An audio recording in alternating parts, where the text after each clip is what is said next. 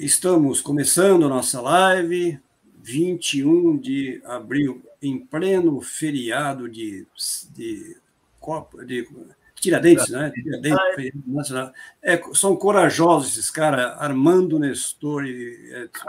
Mas estamos aqui para cumprir com a nossa missão. Ana Teste nas quintas-feiras, fazendo live de interesse técnico, visando contribuir para o mundo prevencionista, especialmente os técnicos de segurança. E hoje nós temos um convidado muito especial, também com um assunto muito especial. Quem é o nosso convidado? É o Nestor W. Neto, pai da... Pai de quem, Nestor?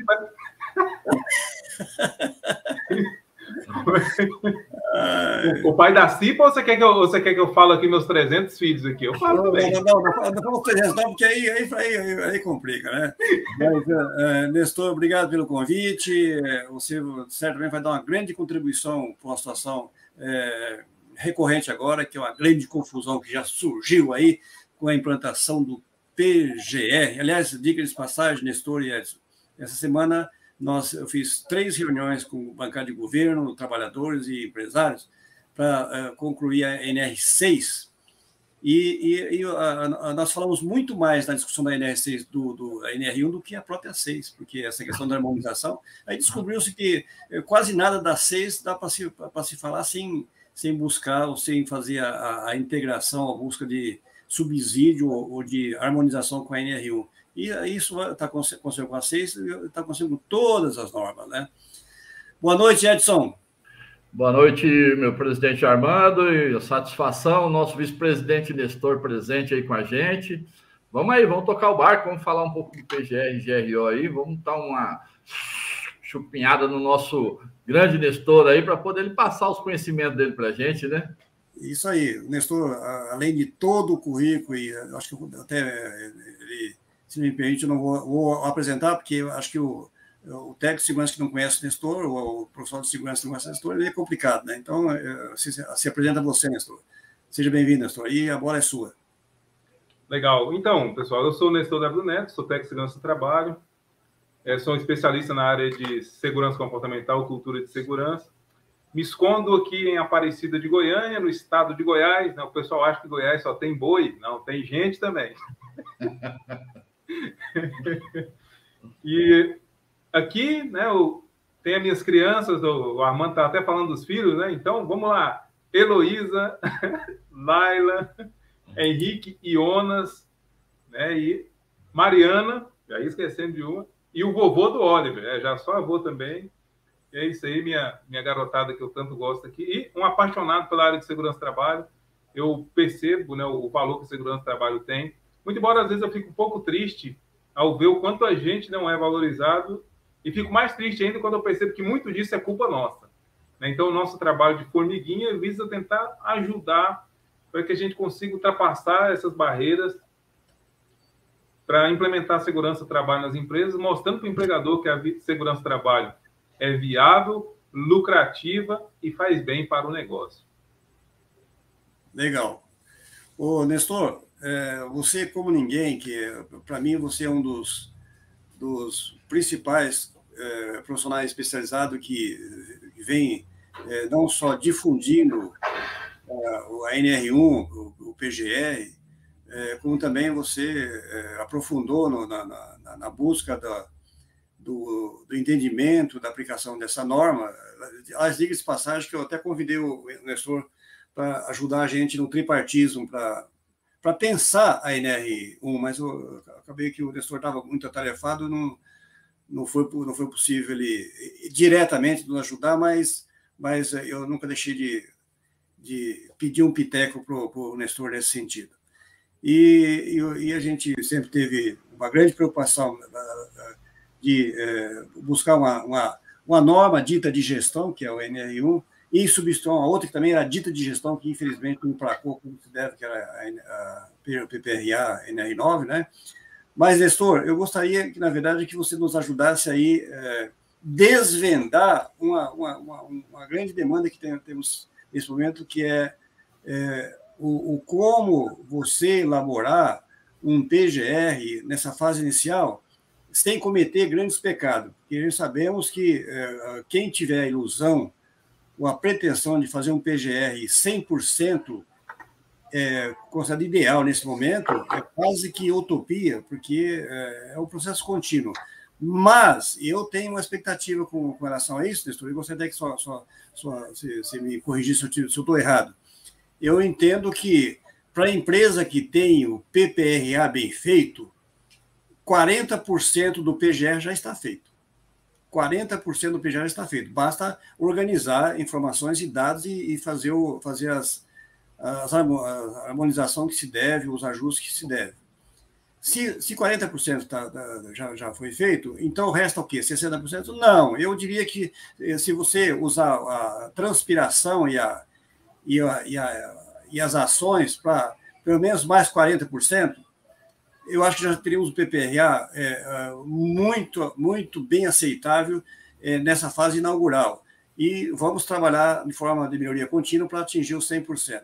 Então, essa leitura que eu faço, Nestor, se eu tiver errado, me corrija, para ser bem realista, e concluindo, eu quero dizer o seguinte, que meu pensamento, o pensamento de governo e empresarial, que construímos a norma, nesse momento, tratar isso muito mais da forma pedagógica, didática, de ensinamento, difusão, promoção, para que a gente faça dessa norma realmente a norma esperada de gestão. Nestor, suas considerações e aí a gente vai, quando necessário, a gente vai estar fazendo algumas perguntas para você. Boa sorte. Legal, eu concordo plenamente, Armando. Acho que a empresa que ela já tem, né, um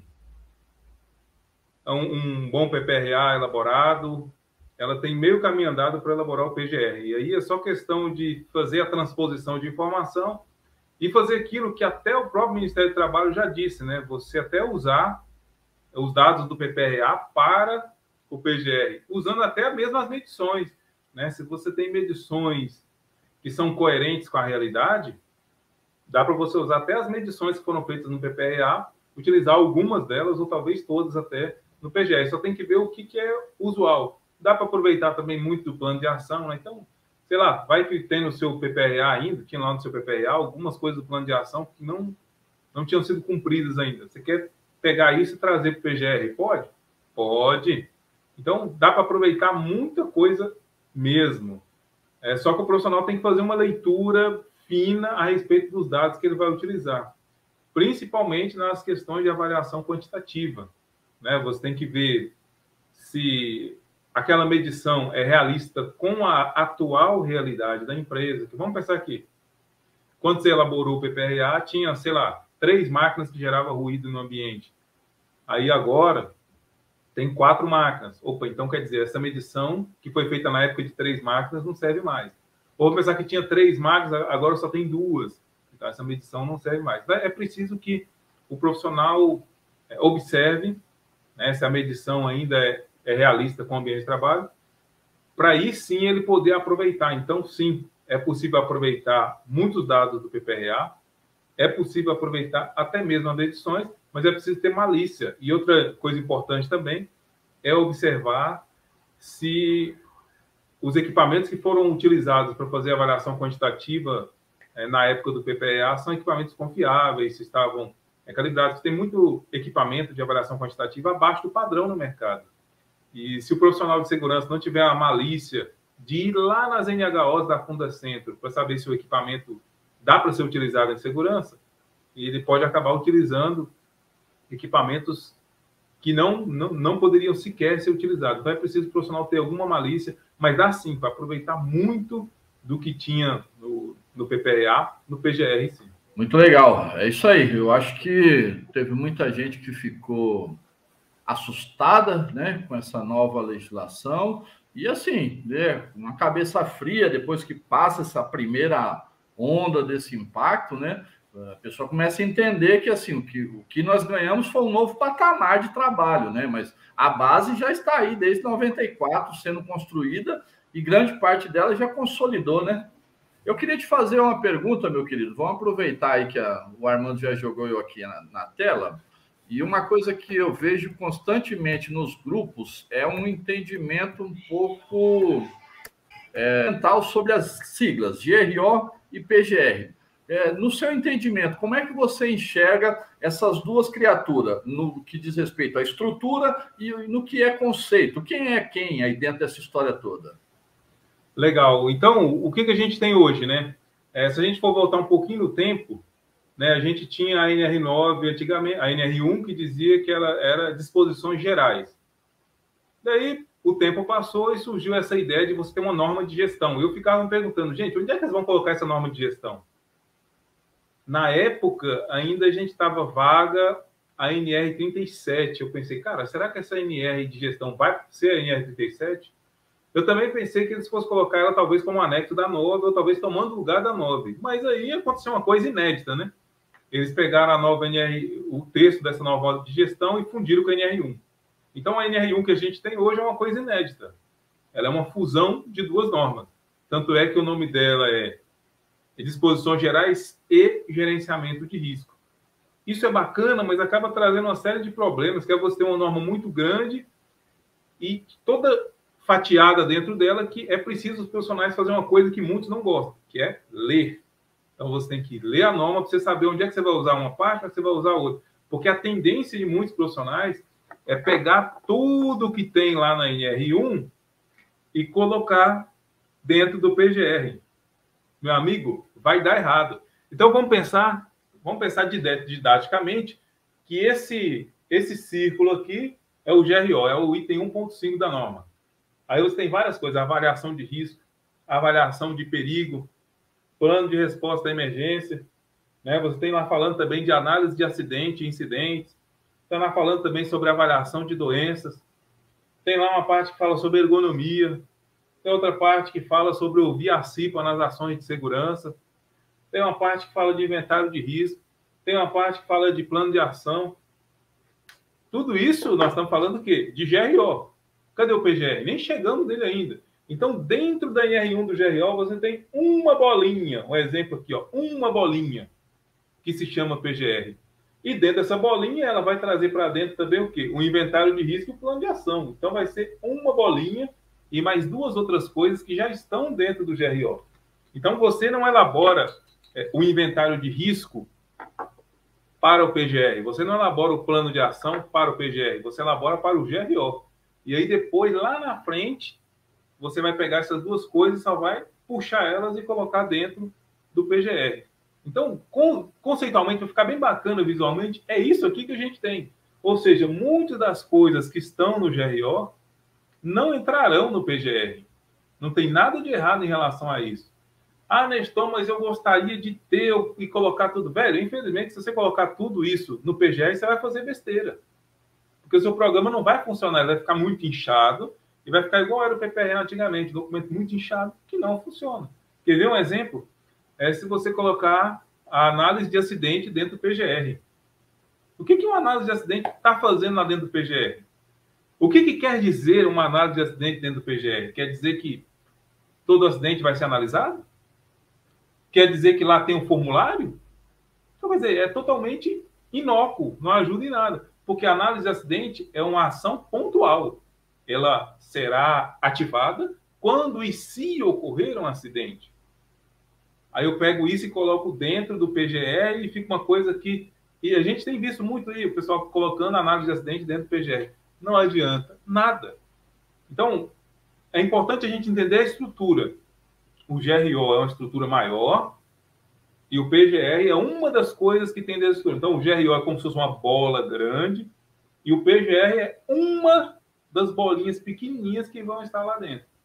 Que é importante? É claro que é importante. Né? Mas é importante também o profissional de segurança colocar cada coisa no seu devido lugar. Senão, não vai funcionar. Aqui não tem atalho prevencionista. Não tem atalho. Ah, eu vou para ficar mais fácil, vou colocar tudo no PGR. Ok. Você vai colocar para você ter o seu atalho, mas não vai funcionar. Você quer uma coisa que funcione ou você quer uma coisa fácil? Talvez as duas coisas ao mesmo tempo não dê certo aqui, não. É interessante. E a gente percebe assim, né? A nossa área, ela sempre foi muito catetizada, vamos dizer assim, dentro de programas, né? A gente está sempre muito dentro de programas, né? Eu já ouvi pessoas falando assim, nós temos duas coisas, nós temos o GRO, nós temos o PGR, e a pessoa passa a ideia de que você tem dois documentos, né? O GRO e o PGR. Na verdade, pelo menos o que eu entendo, que o GRO é o conceito de você gerir todas as normas, todos os programas que estão dentro dessa coisa toda que é a segurança do trabalho, né? E por isso que eu te fiz a pergunta, né? Para que as pessoas entendam que, de fato, o PGR também está dentro do GRO. O GRO é o todo, é o gerenciamento. A própria palavra já diz isso, né? Mas me fala uma coisa, como que você estruturaria o gerenciamento, pegando todas as normas, pegando todos os programas, você colocaria esse levantamento todo dentro do inventário de risco para ficar mais claro para a pessoa poder enxergar todas as informações que são pertinentes à métrica do que pede a NR1, né? Você vai passar pela matriz de probabilidade de impacto, todo o seu levantamento, você colocaria essas informações dentro de um documento só, o inventário de risco, e aí falando no GRO, né? Você olhando todas as normas, você colocaria isso num documento só ou você faria separado? Como você trataria isso? Então, você foi muito feliz quando você falou que ele é um conceito, né? Então, o GRO ele é um conceito, ele não é um programa. Esse dia eu até vi o pessoal também falando isso. Você vai vender para a empresa duas coisas agora, dois programas, o GRO e o PGR. Não, não é isso. O GRO é um conceito, é o formato da gestão. Não, Nestor, se eu fosse materializar o GRO, como é que ele se materializaria? Cara, ele seria uma pastinha no seu computador que você colocar o nome dela assim, de GRO. E aí você vai colocar lá a forma como você analisa acidente e tudo mais. E eu, nos meus cursos, eu ensino a galera a ter uma grande planilha, no qual ele vai chamar essa planilha de gerenciamento de risco. Essa grande planilha, ela vai dar a diretriz das ações de segurança para as outras ações que vão vir após dela. Então, essa grande planilha de GRO, ela vai dizer o seguinte: como vai ser feita a análise de acidente na minha empresa? Como vai ser feita a análise de incidentes? Como vai ser feita a análise das doenças ocupacionais? Nós vamos usar, por exemplo, na análise de acidente, nós vamos usar Ishikawa, nós vamos usar árvore de falha, árvore de causa, método 5 porquê. Então, essa planilha, ela estrutura tudo. Como é que nós vamos fazer o inventário de risco? O que vai ter nele? Essa grande planilha estrutura tudo. Então, essa grande planilha, né, de GRO é que manda nas demais ações de segurança. Então, aí quando o auditor fiscal for até a sua empresa e falar, eu quero ver o seu GRO, você abre a pastinha de computador ou pega a pastinha de GRO, põe no pendrive e entrega para ele. Está aqui o meu GRO. Isso é o GRO.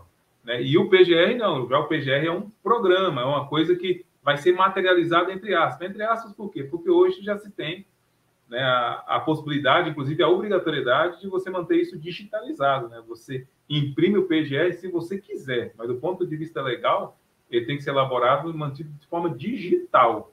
Então, dentro dessa pasta do GRO, pode estar também lá o seu PGR. Então, o GRO é o conceito, né? É a forma de organizar o todo.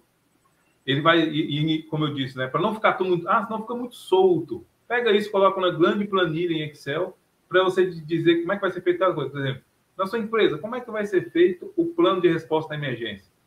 Quem é que vai fazer? O que ele vai observar? Quais são as possibilidades de emergência na sua empresa? Nestor, a possibilidade de emergência da minha empresa é incêndio. Não tem mais nada, é só incêndio. Porque a era da gente trabalhar só com incêndio acabou. A nova NR1 mudou isso. Antigamente a gente só pensava, quando falava de atendimento à emergência, só incêndio. Agora não. Agora é qualquer tipo de emergência catastrófica. Por exemplo, empresa que está em área de alagamento, empresa que está em área de possível deslizamento de terra, empresa que trabalha com amônia, todas elas têm que considerar esses eventos catastróficos, né, no seu plano de atendimento à emergência. E o GRO vem para dar a diretriz de como tudo isso vai funcionar na empresa. Ô, Nestor. Opa! Eu peguei a NR1 e fiz um pente fino com quem vai montar uma estrutura de auditoria de conformidade do que está sendo feito com o que é prerrogativa que deve conter como princípio ou o objeto do que está sendo feito, que no caso o PGR. Né? Então, na análise que eu fiz, tem por volta de 50 entre princípios e tarefas objetivas a serem feitas para elaborar o PGR e GRO, que eu entendo o seguinte: não devemos inventar um monstrengo aí, porque não vai funcionar. Como também não podemos ser tão simplistas a ponto de precarizar, como fizeram com o PPRA. Mas eu sempre adotei a seguinte conduta, isso vem do PPRA, e hoje não é diferente. De eu fazer a pergunta para o meu programa, para o meu trabalho, e obter a resposta. Se eu pego esses 50 quesitos ou princípios e faço a pergunta, pera lá, nesse programa está previsto um plano de treinamento, capacitação e etc. e tal, que é prerrogativa da NR1? A empresa tem um plano de treinamento com a composição da demanda existente na empresa. Então, já respondi um quesito. Existe um anexo, ou existe uma análise preliminar de ergonômica, uma análise ergonômica? Existe. Então, ou não existe. Então, com essa metodologia, eu consigo dimensionar até o tamanho do meu programa em termos de atendimentos aos pré-requisitos básicos, isso falando em legislação, nem estou falando aqui em questão de gestão interna e a realidade de cada empresa. Então, o que eu vejo hoje é que, por exemplo, eu já tive acesso a pelo menos uns 20 PGR e GRO, e dos 20, curiosamente, eu não vi nenhum lá no seu sumário, análise preliminar de perigo, por exemplo. O próprio inventário de risco, que é o pulmão, o coração e o ar, que deve ser respirado por esse programa, dos 20 PGR já não estava, acho que em 13 não tinha no sumário o inventário de risco. Então, isso me assusta, cara. Então, eu gostaria que você fizesse suas considerações a respeito dessa questão. Então, eu participo, concordo aí e tenho essa mesma visão. Eu também, de vez em quando, o pessoal me manda programa, eu também sempre vejo nos grupos aí passando, e eu vejo e baixo alguns para me dar uma olhada, e é terrível a qualidade. O pessoal pega e faz o Ctrl+C, Ctrl+V da norma, como se aquilo fosse resolver tudo. Quando a gente fala de PGR, eu sou adepto da filosofia minimalista. Eu acredito que o PGR tem que ser o mínimo possível. É aquilo que tem na legislação e só. Porque senão a gente cai na mesma armadilha da era do PPRA. Você tem um programa grosso que não funciona. Tempos atrás, né, eu fui ver uma consultoria de um colega meu e estava lá olhando o programa dele. Programa grosso, assim, falei, cara, o que é isso? Aí você olha lá, é só cópia de norma, só procedimento interno, tinha até carimbo em relevo, o trem ficava uma coisa enorme, assim. Falei, velho, para que isso? Ah, mas porque o cliente vê valor quando eu entrego um documento desse tamanho. Aí vem a segunda pergunta, mas será que o seu cliente vai observar, vai ler um programa desse tamanho? Não, normalmente não. Então é muito melhor você ter um programa ali com 10, 15 páginas, né, do que você ter um programa robusto, mas que não é funcional, que está cheio de linguiça lá dentro. E muito do que a gente vê hoje dentro do PGR é linguiça. A norma é muito clara, né? O PGR precisa ter obrigatoriamente apenas 2 coisinhas: inventário de risco e plano de ação. É só. Né? Mais do que isso, se for colocar alguma outra descrição, eu sugiro que eu coloque o mínimo possível, porque senão seu programa fica um monstrengo não funcional. Né? Se fosse um monstrengo funcional, até tudo bem, mas não funcional.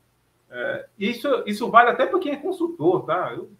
Mas eu sou consultor, eu vendia muito papel. Cara, reduca o seu cliente. Chame o seu cliente para reunião e aproveita e fala, a norma mudou, agora está mais enxuto. Você pode até falar isso para o seu cliente, porque a verdade é isso mesmo. O PGR é mais enxuto do que o PPRA. Você pode usar isso para argumentar com o seu cliente. E foca na efetividade, né? Pega um programa pequeno que o seu cliente já vai pegar e já vai saber o que é. Então, é importante as pessoas saberem usar um programa menor e mais eficaz. né? Porque parece que eles usam tantas páginas justamente para esconder a ineficácia do programa. Essa é a impressão que eu tenho. É porque você esconde, chega uma hora que você desiste, quer saber? Não vou nem... é isso aqui. Então, você faz o programa menor. Inclusive, se der tempo aqui, eu vou até mostrar para vocês o meu modelo, entre muitas aspas, porque não existe um modelo, né? Aqui o que a gente usa como raiz básica, só para os colegas terem uma ideia, né, de por onde começar, para não ficar uma coisa tão solta também. Ok. Gestor, quando nós discutimos do tripartismo na NR1, pelo menos o que foi dito pelos auditores fiscais que fizeram parte da discussão representando o governo, que o desejo deles é chegar na empresa e não pedir um calhamaço de papel e documento que não tem tempo e nem quer estar lendo um calhamaço de papel, e sim pedir apenas o inventário de risco. E o inventário de risco ele tem que ser sucinto, mas com os referências, com os dados que reverencia aquilo que existe no programa. Então, por exemplo, vamos imaginar que o PGR vai ter que trazer para dentro laudos, vai trazer PCMSO, vai trazer uma série de documentos. E aí, para quem está acostumado com o PPR, já começa a imaginar. Então, eu vou ter que fazer, se eu for fazer isso fisicamente, eu tenho que fazer cópia, tudo isso, juntar tudo e fazer um pacotão de 800 páginas. Não. Eu entendo o seguinte, que você vai referenciar, por exemplo, você vai levar em consideração um perigo ou um risco que veio lá do LTCAT, mas você vai referenciar que aquele risco veio do LTCAT e lá você pode até criar um link com um controle restrito para quem for gerenciar, para que o interessado fale, eu gostaria de fazer uma vista nesse quesito. Ok, então clica no link, você já chegou lá via Drive ou via link PDF interno dentro da organização. Então, esse é o desejo que foi bastante discutido no tripartismo quando se pensou na norma. Não ter um monte de papel, mas também não ficar inibido de forma que esse documento referência, que é o inventário de risco, ele não sirva para levar você aonde você quer para buscar informação mais detalhada, mais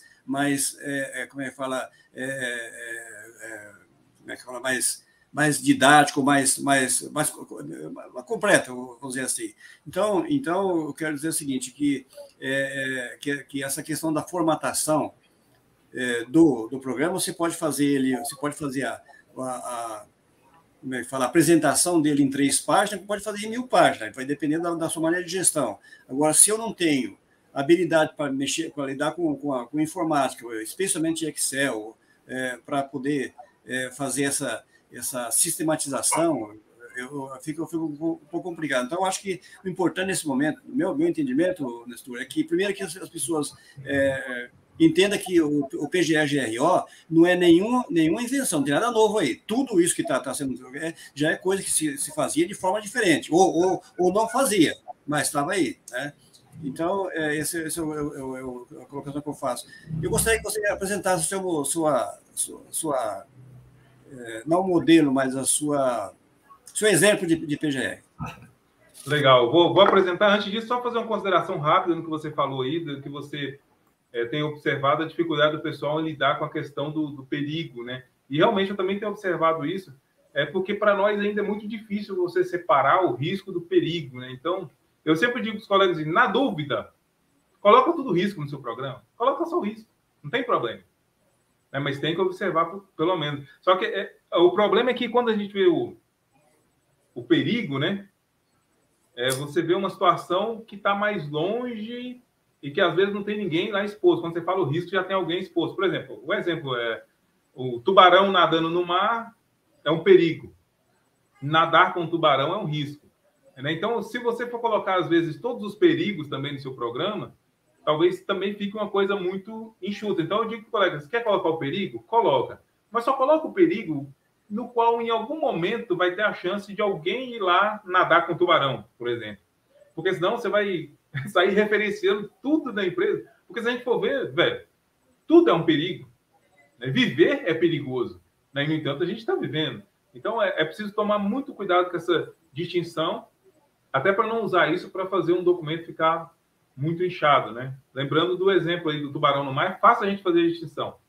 Perigo é o tubarão no mar, ou seja, perigo é uma fonte de risco. E o risco é a exposição a essa fonte. O risco, eu sempre digo que alguém está em risco. Quando a gente está falando de risco, nós estamos falando de uma pessoa, de uma situação com probabilidade de causar dano. É diferente. Então, vamos lá. Deixa eu mostrar aqui para vocês. Né, Vou mostrar primeiro nossa sugestão aqui de PGR. Estão prontos aí, prevencionistas? Estou vendo o pessoal aqui no chat. Testou. Põe o seu modelo aí. Eu não vou pôr o modelo para vocês não acharem, não, rapaz. Também não é tão bagunçado assim, não. Eu vou mostrar. Eu vou mostrar. Então, é só o pessoal liberar aí a compartilhamento e a gente já vai fazer isso. Aí, agora sim. Bora lá. Então, aqui que a gente tem na capa, né? Programa de Gerenciamento de Risco, PGR, citação NR1, beleza. O nome da empresa, né? Que eu coloquei aqui, o nome da empresa. Dai a César o que é de César.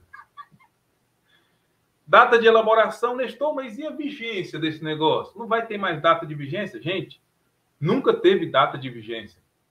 O PPRA não tinha data de validade, vigência. Quem vence é leite. Documento não vence.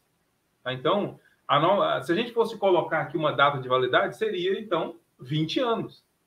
É isso que a norma diz, né? Que você tem que guardar o PGR e as suas demais alterações durante 20 anos. Então, essa data de validade, simplesmente, como diria o padre Quevedo, não existe. Então, beleza, você coloca ali a data de elaboração, e é só isso, e vamos embora. Identificação da empresa, bem tranquilo, razão social, endereço, CNPJ, atividade principal, KNAI. Se quiser colocar grau de risco, coloca. Número de empregados também interessante, horário de trabalho, contato da empresa. Validade, né? Eu até coloquei aqui, ó, indefinido conforme a legislação. Não existe. Aí você pode até colocar aqui no seu programa para evitar que algum mal intencionado vai até a sua empresa para obrigar a sua empresa a ficar comprando programa todo ano. Isso não existe. Uma apresentação da empresa aqui, basiquinha, bem tranquilo, né? A gente está aqui com 1, 2, 3, 4, 5, 6, 7, 8, 9, 10, 11 linhas, né? Apresenta a empresa, não precisa contar a história da empresa. Os fundadores vieram da Itália no ano de não sei das quantas. E aí os fundadores que tinham a máquina a vapor, depois transformaram... Não, não é isso, gente. É uma apresentação sucinta, beleza? Tranquilo. Aí, classificação de empregados, também pode ser interessante isso aqui, você já dividiu os empregados por setor e tudo mais. E aí vem lá, objetivo do PGR, olha aí, ó, prevencionista, 3 linhas. Campo de aplicação do PGR, 1 linha. Política do PGR, 2 linhas. Isso aqui nem precisaria se não quisesse também, podia tirar. Isso aqui já é linguiça, mas assim, eu tentei deixar o mínimo do mínimo da linguiça. Implantação do PGR, mas para que isso aqui? Isso é importante porque em muitas empresas você tem o elaborador e a pessoa que vai implementar. São pessoas diferentes. Então pode ser interessante, sim, né, você discriminar, né, o elaborador e do representante da empresa que vai ser responsável por isso. Para que lá na frente, se acontecer um acidente, né, ninguém vem atrás de você dizendo que você tinha uma responsabilidade que você não tinha. Então, eu vejo que muita gente coloca todas as fases do PGR, né? E fica uma coisa grande. Aqui eu sintetizei tudo isso, né, num diagrama. Um diagrama de ações do PGR. Que também é linguiça? Sim, se quiser tirar isso aqui, também poderia. Mas aí a gente tem aqui um diagrama, né, de tudo que é feito para a gente chegar, né, no nosso PGR. Não vou ler aqui para não demorar muito, mas prevencionista, você pode dar um pause no vídeo aí se você estiver vendo depois, para você ler ainda cada um desses quadradinhos. Se quiser copiar igualzinho, meu amigo, fica à vontade. Aí, ó, estou até passando bem devagarzinho, se você estiver vendo depois e quiser pausar para ler, fica à vontade. Então, vamos embora. Aí, olha só, a gente já chega no inventário de risco. Você viu que aqui a gente foi bem sucinto, né? Teve pouca linguiça, Já chegamos aqui no inventário de risco. Então, vamos só voltar e contar, fazer uma contagem de páginas aqui do nosso modelinho aqui, né? Então, você tem lá a capa e depois tem 1, 2, 3, 4 laudas, né? 4 laudas já chegam no inventário de risco. E aqui já está muito, podia ser menos ainda. Aí você chega no inventário de risco, que vai lidar com a questão dos riscos e do perigo. Né? Aí você vai falar dos instrumentos de medição que foram utilizados, dizer se o estabelecimento é próprio ou é alugado. Né? Esse evento aqui de e-social, você pode tirar. Eu deixo só porque tem gente que gosta de colocar, mas, na verdade, não faz sentido você ter coisa do e-social hoje dentro do PGR. Não faz sentido, pode tirar. Quantidade de trabalhadores, horário de trabalho, as características do ambiente de trabalho. Como é que é o ambiente de trabalho da sua empresa? Isso aqui, pessoal, tudo que está aqui nesse inventário é tudo aquilo que a NR1 pede para a gente. Não está inventando absolutamente nada aqui. Nestor, por que é importante essa característica do ambiente de trabalho? Porque, dependendo do local, se é aberto, se é fechado, se é mais alto, se tem um pé direito mais alto ou um pé direito mais baixo, o agente de risco vai se comportar de forma diferente dentro daquele ambiente. Por exemplo, alguns contaminantes, agentes químicos, quando entram em contato com a atmosfera, eles sobem. Então, se você tem um pé direito muito alto, ele vai subir e vai ficar longe do contato com o trabalhador. Por outro lado, se tiver um contaminante que sobe, e se você tiver o pé direito bem baixinho, aquele contaminante sobe, mas aí vai ficar bem no rumo da cabeça do trabalhador, fazendo com que ele aspire, né, aquele contaminante e que possa sofrer um dano em relação a isso. Atividades desenvolvidas, que você vai dizer como é que o trabalhador desenvolve a atividade dele, cargo, função, e aí os agentes de risco. Vou mais rápido aqui, senão a gente não sai daqui hoje. Né? A identificação do agente, olha que tranquilo, prevencionista. Tipo do agente, né? Nesse caso, físico, ruído. Fonte geradora, nesse caso, máquina, corta-chapa. Formas e meios de propagação pelo ar. Trajetória em ondas pelo ar. Exposição é intermitente. Lembra que lá no início a gente caracteriza o tipo de exposição. Ó. Se é intermitente, se é contínuo, se é eventual. Daí aqui você coloca isso. Duração média da exposição. Essa informação aqui é importantíssima. Duração média da exposição. Por quê? Porque em muitas empresas a gente vê que o pessoal só coloca lá exposição ao ruído, operador de serra circular. Aí você fica pensando, velho, o cara opera a serra circular. Será que é o dia todo? Porque se for o dia todo, você vai ter uma exposição. Se fosse só 2 horas por dia, você tem uma exposição totalmente diferente. É importante demais você dizer isso aqui. Até porque lá na frente, né, pode vir pedindo direito adicional, não sei o quê. E muitas vezes o perito dá a entender que o cara está operando a máquina sobre ruído elevadíssimo o dia todo. Mas esse já coloca aqui, não, é só, em média, 2 horas por dia. O que quer dizer em média? Quer dizer que pode variar um pouquinho. Para mais ou para menos. Se a duração é em média durante 2 horas, essa duração então pode ser 3 horas em um dia, pode ser durante 1 hora no outro. Beleza? Aí a gente vem aqui, metodologia de avaliação. Por quê? Como é que foi feita a medição disso? Conforme a NH1 da Fundacentro. Também a NR1 diz para a gente que todo risco eu devo determinar o nível do risco. A gente chama isso aqui no nosso modelinho de índice de prioridade AIA. O que é essa AIA? É a Associação Americana de Higiene Ocupacional. Né? Então, o nível do risco aqui para exposição ao ruído é 1. Possíveis danos à saúde e também danos à saúde detectados nos exames médicos. Aí você coloca aqui. Então, prevencionista, tudo isso aqui é o que está na NR1 lá, porque a norma pede implícita e explícita ou implicitamente. Limite de tolerância NR15, limite de tolerância a CGH, se o ruído é contínuo ou é de impacto. Muitas vezes o pessoal esquece de colocar isso. A data da avaliação, a duração da avaliação, me refiro à avaliação quantitativa. O resultado, né, da medição, se tem medida de controle, se o cara usa o EPI, qual é o fator de atenuação do EPI? qual é o nível de proteção, qual é o nível do ruído já com a proteção, ou seja, o ruído atenuado pelo protetor auditivo. A gente coloca aqui medida de controle proposta, a gente coloca aqui observações e recomendações, né? Se o higienista ocupacional, o cara estiver elaborando, quiser colocar outra coisa, ele pode vir aqui e colocar. E aqui o horário de medição, aí aqui ficou bem bacana esse campo aqui de horário de medição, você coloca aqui para justificar, né, como é que foi feita a sua medição. Vai ficar tudo às claras, prevencionista. Tudo às claras. Fator ergonômico a gente comenta aqui. E aí a gente tem outros inventários de risco. Eu não vou parar tudo aqui porque o modelo é o mesmo. Às vezes você tem um risco diferente aqui, ó. Nessa função aqui eu coloquei risco químico. Nessa aqui eu coloquei um fator de acidente, né, que também tem que entrar. E aí, beleza. Terminando aqui, né, o inventário de risco, a gente vai falar sobre a periodicidade do programa e suas alterações, né? Quando é que eu vou refazer minhas avaliações quantitativas? A gente coloca aqui. Tá? Que a norma coloca que as avaliações quantitativas devem ser feitas pelo menos a cada 2 anos, ou quando houver, né, alguma alteração no risco que o trabalhador estiver exposto. Então, a gente fala sobre ela aqui no item 7, fala sobre registro dos dados, ou seja, quanto tempo a gente vai guardar esse PGR, né? Vai ficar guardado aonde? Vai mostrar para o trabalhador? Como é que vai ser? Aqui a gente explica como é que a gente vai divulgar os dados, né, do PGR para os trabalhadores. A norma deixa muito claro que o trabalhador tem que ser...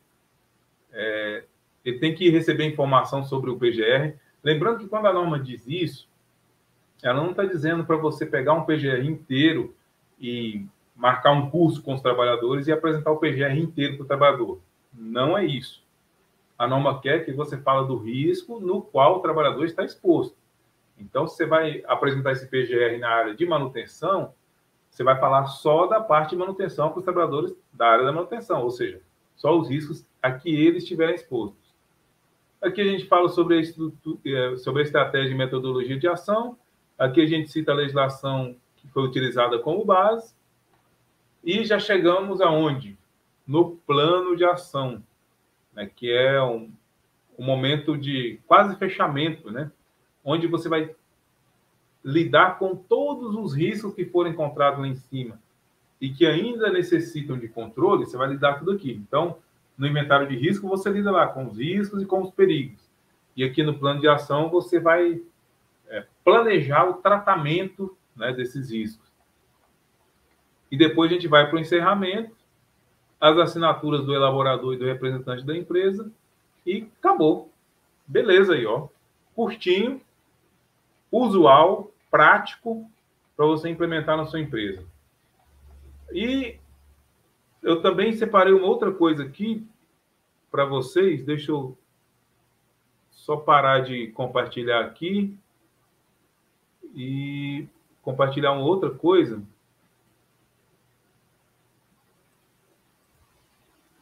Deixa eu ver se já está mostrando. Pessoal, libera aí, Edson, por favor. Beleza.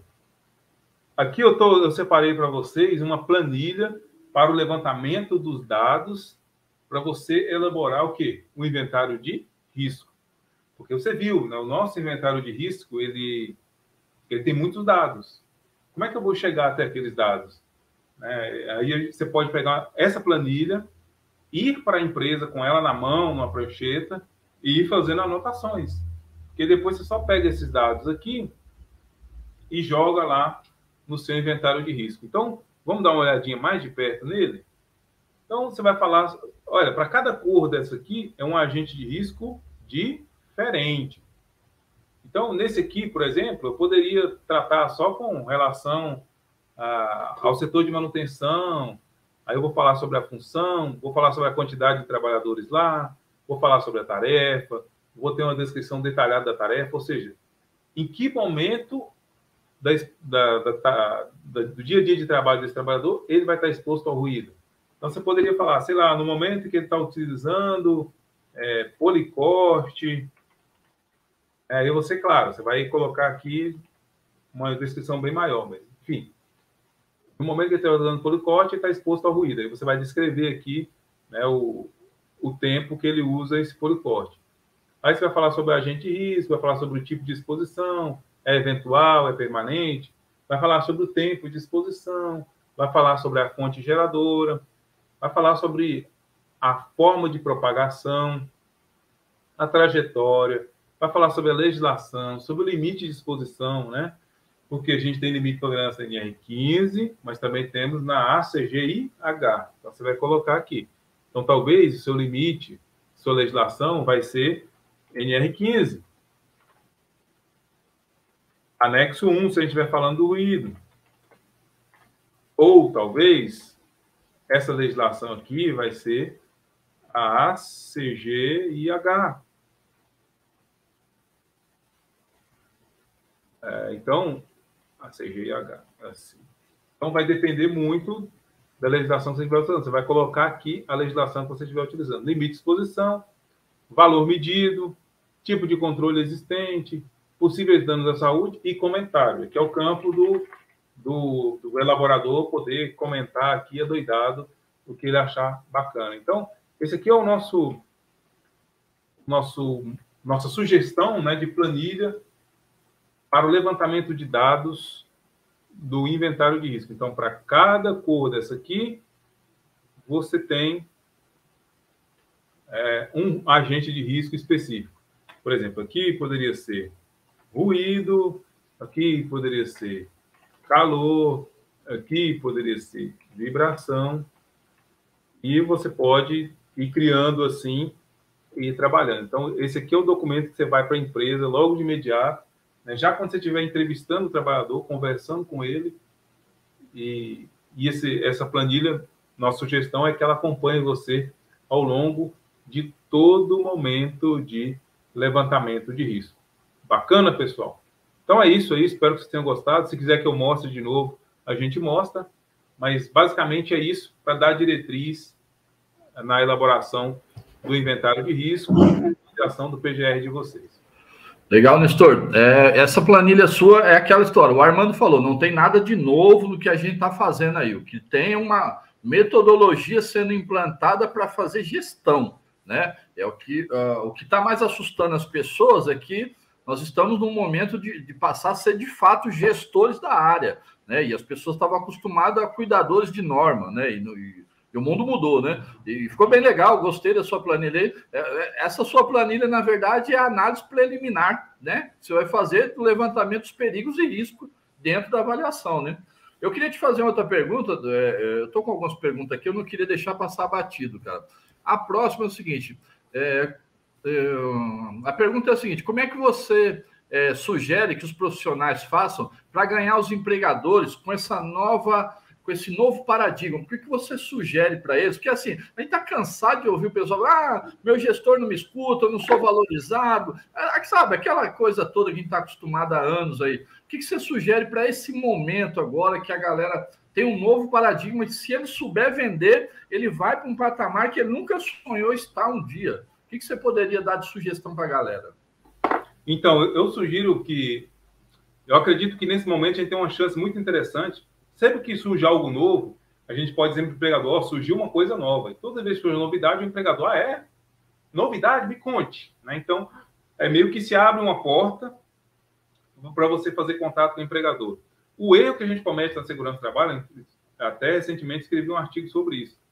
A segurança do trabalho no Brasil ela é terrivelmente negativa. Nós somos, infelizmente, mensageiros da desgraça na empresa. Só levamos acidente, custo. Toda vez que o celular do empregador toca e é o técnico, ele já fica pensando, quem será que se acidentou? Ou será que vai pedir dinheiro de novo? Então, é uma hora bacana da gente poder virar a chave. A forma mais bacana da gente poder fazer isso se você trabalha numa empresa como empregado, é fácil você conseguir isso. Tente levantar aonde a empresa está perdendo dinheiro por não investir em segurança. Onde ela está perdendo dinheiro? Ela está perdendo processo trabalhista? Ela está perdendo causa de adicional de salubridade, de aposentadoria especial?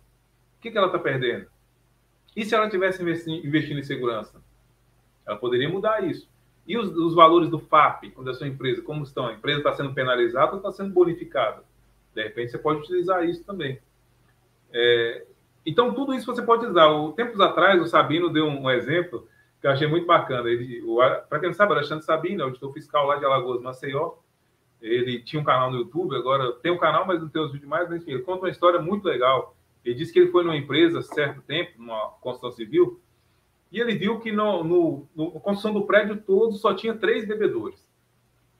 3 bebedouros. Então, o cara, quando tinha que usar o bebedouro, ele tinha que sair lá de cima, né, e vinha até no meio do prédio, e quem estava no meio tinha que ir lá para cima ou tinha que vir para baixo para usar o bebedouro, e tinha outro lá perto do refeitório também. Tinha 3 bebedouros na obra toda. Aí o Sabino foi conversar com o empregador, né, ele não queria autuar a empresa, ele falou, cara, vou só conversar com ele, vamos ver o que acontece.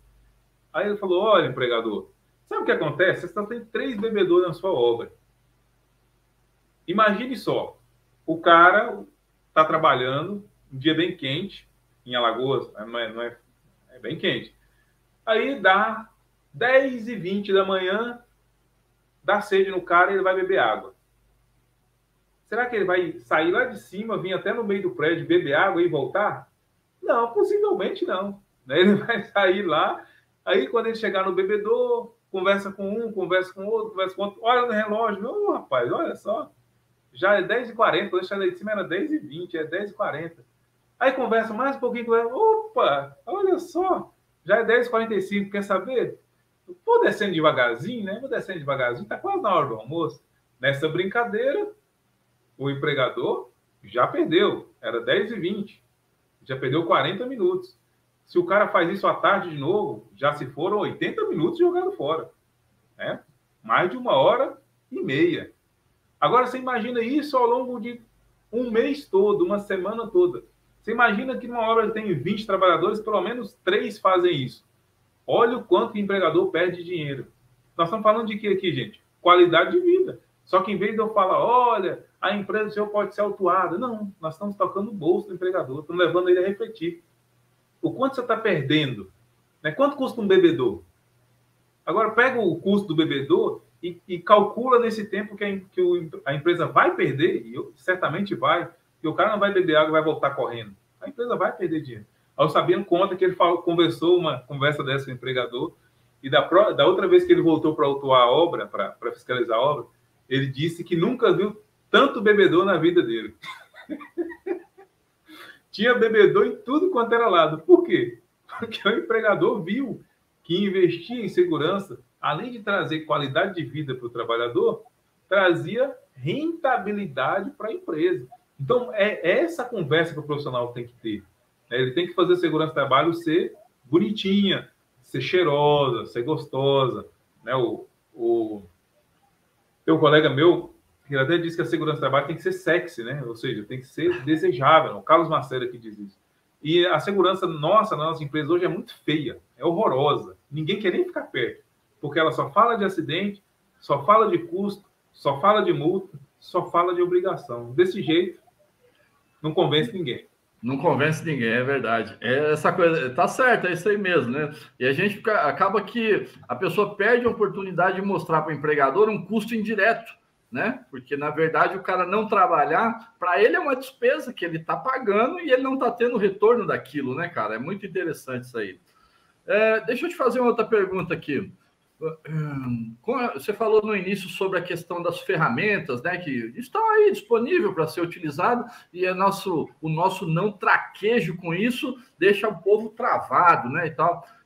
Quando eu tenho a oportunidade de falar um pouco sobre isso, eu falo muito sobre o uso do 5W2H para o plano de ação. O que você acha de usar essa ferramenta para que a pessoa consiga ter método, né? Ele vai no passo a passo lá, ele dá nome aos bois, identifica os problemas e constrói as soluções sem deixar no ombro dele, né? Exatamente. Inclusive, muito da nossa planilha mestra lá do GRO está usando o quê? 5W2H. Eu também sou muito fã do 5W2H. Tanto na nossa planilha do GRO, a planilha matriz que manda em tudo, quanto lá no plano de ação. Então, Edson, o 5W2H é simplesmente fantástico. Todo profissional que aplicar ela com inteligência, com paciência, ela é meio detalhista mesmo, então você vai ter que gastar um tempinho ali. Certamente a chance de chegar até o resultado é muito maior. Vai lá, mano. Nestor, aproveitando o gancho aí do Edson, do 5W2H, o PDCA, cara. O PDCA é mais velho do que andar para trás, né? E o PDCA, para mim, todas as ferramentas indicadas, elas são opcionais, né? Opcionais, mas os princípios têm que serem observados, né? Mas o PDCA, para mim, devia ser carimbado, obrigatório, porque não tem como você fazer nenhuma gestão sem colocar o PDCA em exercício, né? O que você acha dessa dificuldade que o nosso povo tem de não abraçar o PDCA, sabendo que o PDCA já existe há muito tempo em qualidade, produtividade, em todo o segmento de relações de trabalho? Legal, Armando. Você tocou num assunto aí muito importante. É o coração do PGR e da gestão de segurança, é isso, é a melhoria contínua, né? A NR1, ela não chama em PDCA, mas ela fala pelo menos 3 vezes de avaliação de eficácia. E quer saber? A avaliação de eficácia e PDCA dá no mesmo. Então, a gente pode dizer que, implicitamente, a gente tem sim um PDCA dentro da NR1. Ela fala lá que você vai implementar as ações, então depois você vai ter que avaliar a eficácia. Avaliar a eficácia das ações é uma arte, Armando. Não é fácil, não é para qualquer mero mortal. Por quê? Você tem ações diferentes, onde a avaliação de eficácia vai ser feita de forma diferente. Vou dar para vocês aqui dois exemplos. Se você controla o ruído de uma máquina através do enclausuramento, depois do enclausuramento, você vai lá e faz uma outra avaliação quantitativa, você está fazendo a avaliação de eficácia.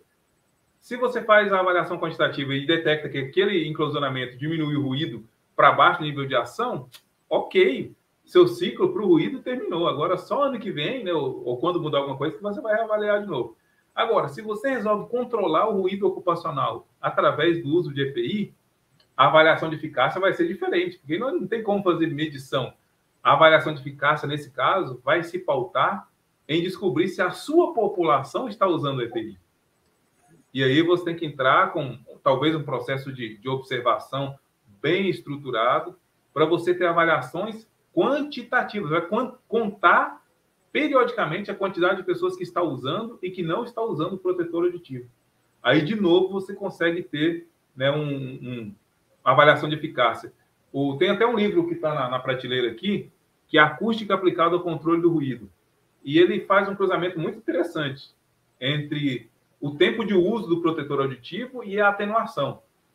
E, basicamente, se eu não me engano, ele diz que se o trabalhador ficar sem usar EPI durante 30 minutos ao longo de 8 horas, né, por uma exposição ao ruído de 8 horas, 30 minutos só, a eficácia do protetor auditivo cai em torno de 80%. 30 minutos, 80% de perda de eficácia. Olha o quanto isso é grave. Olha o quanto isso é grave. E está cheio de empresa que tenta controlar o ruído através de protetor auditivo, mas não faz controle do uso. Então, quer dizer, a empresa está se enganando. O cara finge que está usando protetor auditivo, a empresa não faz nada. Lá na frente, quando esse cara for fazer uma audiometria e der alguma alteração, né, no que se refere ao ouvido dele, a empresa pode responder por isso. E pior ainda, o trabalhador, quando ele começar a passar alguns anos, aí ele vai diminuindo a sua perda auditiva e talvez ele não vai ter nem como fazer reclamação contra aquela empresa lá na frente que começou a fazer ele perder a audição dele. Então, quando a gente fala que é melhor lidar com o controle dos riscos através do EPC, as pessoas não entendem bem por que disso. Mas é justamente por isso. Garantir que o trabalhador usa o EPI efetivamente é muito difícil. E agora a NR1 meio que obriga a gente a fazer isso. Porque não tem como eu garantir a eficácia do uso do protetor auditivo, por exemplo, se eu não tiver uma observação e um acompanhamento constante. Inclusive, parece que tem uma súmula do Supremo Tribunal de Justiça falando sobre essa questão da perda auditiva, que o EPI não descaracteriza a questão da insalubridade, porque ele já pensa exatamente nesse aspecto, da eficácia do uso do equipamento. Aí você tem lá uma Ferrari no ouvido, né? 34 decibéis de atenuação, mas é o que você falou, dá nessa lógica aí, o cara ficou meia hora sem usar, foi embora a eficácia do equipamento, né? Exatamente. Mesmo. E aí, Edson, você tem uma questão que, na verdade, a súmula fala sobre a aposentadoria especial, não é adicional de salubridade. Ela diz que você não consegue eliminar a aposentadoria especial com o uso do protetor auditivo. Isso é tão sério. Esse tempo atrás, eu estava conversando com meu irmão. Olha só, meu irmão. Ele contando que na empresa lá eles davam concha para ele. Aí ele colocava o foninho dentro da concha, colocava a concha por cima e ficava ouvindo música o dia todo. Então, quer dizer, o cara trabalha num ambiente ruidoso, né? E o técnico achando que ele estava usando o protetor auditivo concha e ele estava com o foninho lá dentro. Isso mostra o quê? Um SESMIT que não vai para campo. Quando o SESMIT não vai para campo, os caras ficam à vontade para fazer esse tipo de coisa. Agora, quando o SESMIT vai para campo, quando ele, primeiro, né, conscientiza, mostrando a importância, e, em último caso, aplica sanção, né? Aí, quando ele não faz isso, quando ele não acompanha, dá espaço para isso. É terrível o que a gente vê nas empresas hoje. É verdadeira, é crime, é criminoso, né? Você fornece o protetor auditivo e não volta para ver se o cara está utilizando. É triste. Nestor, tudo que é bom dura pouco, né? Nós temos o padrão Anateste de 1 hora de live, nós já estouramos tempo. Parabéns pela sua exposição, acho que vai ser muito útil para nossos colegas refletir a respeito e contribuir para pelo menos minimizar essa grande dúvida que tem hoje sobre como desenvolver os seus próprios modelos, porque, na verdade, não existe modelo padrão, cada um tem que se desenvolver de acordo com a realidade das suas empresas, né? Agradeço muito a sua participação, do Edson. Eu sei que o Edson tem várias perguntas a fazer, mas a nossa área, infelizmente, é pequena. E o Nestor tem um acervo aí que a gente ficaria aqui 12 horas tratando do assunto. Então, eu gostaria que vocês fizessem as considerações finais de vocês. Um grande abraço a vocês e nossos assistentes, que ainda está nos assistindo. Está sendo gravado e vai ser disponibilizado nas redes sociais essa live. Tá bom? As considerações finais, Nestor. Nestor? Pode ser o Edson. Começa com o Edson e o Nestor encerra. O meu é rapidinho. Estamos aí. Precisando, é só chamar, tá? Na teste, na veia. Legal, prevencionista. Eu quero agradecer a todos pela presença. Quero agradecer o Armando, a Anateste, pelo convite de estar aqui falando, né? E também quero falar para os colegas, Nestor, eu gostei demais disso que você falou, quero aprofundar. Nós estamos com um curso aberto, Descomplicando o GRO no formato EAD. Todo mundo que faz o nosso curso EAD ganha a apostila impressa, a gente manda para o correio para sua casa. Então, se você quer aprofundar nisso, você pode fazer o nosso curso no formato EAD. Temos também o curso no formato presencial. Nós vamos estar, final de semana agora, sábado e domingo, em Uberlândia. E aí, mês que vem, nós vamos estar com o curso também presencial em São Paulo. Depois vem Salvador. Aí nós estaremos com o curso também em Salvador. Nós temos o curso em Recife, mas em Recife vai ser a nossa formação em segurança comportamental. Então, se você é de Recife, você pode se inscrever. Você se inscreve através do site nestorwneto.com, ou se você ficou interessado em alguma dessas coisas, não quer acessar o site, está com preguiça, não sei o quê, chama nós lá no Instagram, que a gente passa o link e tudo mais. Tá bom? Agradeço a todos. E, pessoal, não tem segredo nenhum a elaboração do GRO-PGR. Tem um olhar curioso, né? E tem que ler, né? Tem que ler a norma, tem que interpretar, tem que botar a mão na massa. E se você quiser nossa ajuda através do nosso curso, você pegar um atalho, fique à vontade em entrar em contato. A gente se vê aí pela internet. Muito obrigado. E é isso aí, galera. Legal, Nestor. Lembrando que a Anateste faz live todas as quintas-feiras, às 20 horas, e disponibiliza as gravações através do YouTube, dos mais aplicativos, e esperamos que a gente continue com a nossa missão de levar informação útil para nosso mundo da segurança do trabalho. Obrigado, meus companheiros. Boa noite.